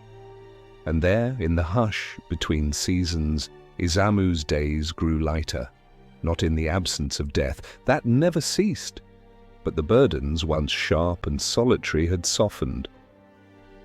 Now when he walked through the city, he was not unseen, he was not feared, he was acknowledged, a bow here, a nod there, a child pointing, not in dread, but in curiosity. "That's him," one had whispered, "the one who carries." He had become part of the city's fabric, not stitched on, but woven in. One morning, the monk who had once been a boy arrived at his door. Not with summons, not with incense, but with a bowl of warm barley porridge and a question. "When you're gone," the monk asked, "who will carry us?" Isamu didn't answer right away. He took the bowl, sat down on the mat beside his low fire, and ate slowly. The porridge was sweetened slightly, seasoned with ginger. Simple, honest food. When he finished, he looked at the monk and said, "You will." And the monk, who had spent a decade watching, bowed his head. It was enough. That afternoon, Isamu walked his longest route. Through the gate district, where a new shrine was being built, past the bridge market, where children sold paper cranes for coins and old prayers, into the northern alley, where plum trees still held a few stubborn blossoms, as if spring refused to leave entirely. He stopped at the garden behind the theatre. The girl with the birthmark was gone, perhaps with her mother now, or chasing cats in a better season, but her circles remained, faded, rain-worn, but still visible. Isamu knelt and traced one with his fingertip, not to redraw it, but to acknowledge it. Memory, too, was a circle. It did not end. It only returned to where it had begun. He left a pebble from the river in the center, a lantern. At sunset, he returned home. The fire was already lit. The wind through the thatch made a sound like a flute heard in another room. He sat on his mat, unrolled the notebook one last time, and opened to the final page. No words. He stared at it. Then slowly, deliberately, he placed the leaf bird inside, carefully centered, and closed the cover. There was nothing more to write.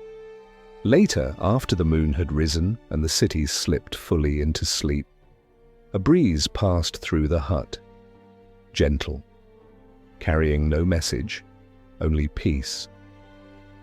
And in that stillness, Isamu lay back, folded his hands over his chest, and closed his eyes, not with weariness, not with burden, but with the calm of someone who had finished their task. Not alone, not forgotten, just complete.